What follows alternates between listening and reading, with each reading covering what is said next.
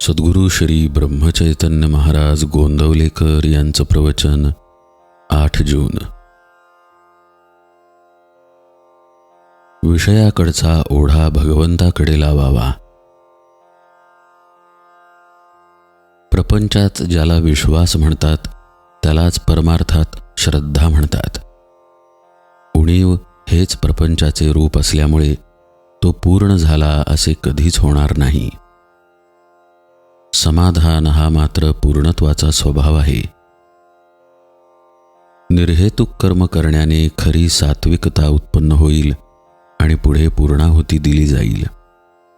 अशा प्रकारे सर्वस्व अर्पण करणे याचेच नाव यज्ञ होय.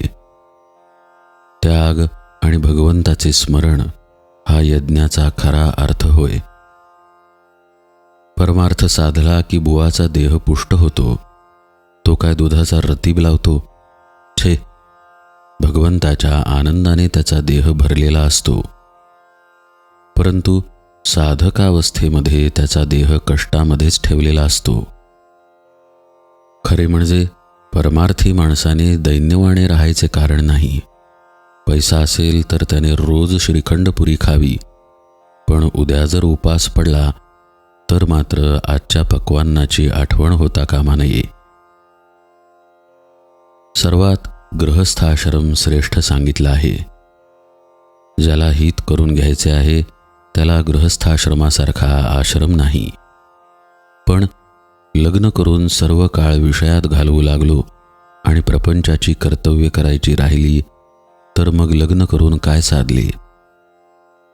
उद्योग करून पोट भरायचे हे खरे, पण नोकरी करून मालकाला सर्वस्व मानू लागलो आणि देवाला विसरलो तर नाही उपयोग.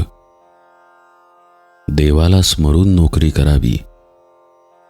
गृहस्थाश्रमात देव भेटणार नाही असे जो म्हणेल त्याचे खरे मानू नये. देव भेटेल याची खात्री बाळगावी.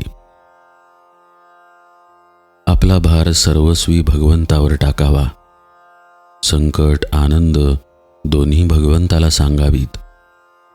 ज्या स्थितीत भगवंताने ठेवले आहे त्या स्थितीत समाधान मानावे. अर्पण बुद्धीने सर्व कर्मे करावीत. ज्यात माझे मन मला खात नाही ते काम चांगले असे समजावे. कोणत्याही मनुष्याला जोपर्यंत या प्रपंचामध्येच सर्व काही आहे असे वाटत असते तोपर्यंत तो परमार्थापासून दूर असतो. वाईट लोक समाधानात दिसतात, पण खरे ते तसे नसतात. वाईट कृत्य करणाऱ्याला कधी ना कधीतरी पश्चाताप झाल्या वाचून राहत नाही. एखादी बाई आपल्या सावत्र मुलाला ज्याप्रमाणे खायला प्यायला घालते, पण आतून तिचे त्याच्यावर प्रेम नसते, त्याप्रमाणे आपण परमार्थाला वागवतो. खरे म्हणजे आपले इथेच चुकते.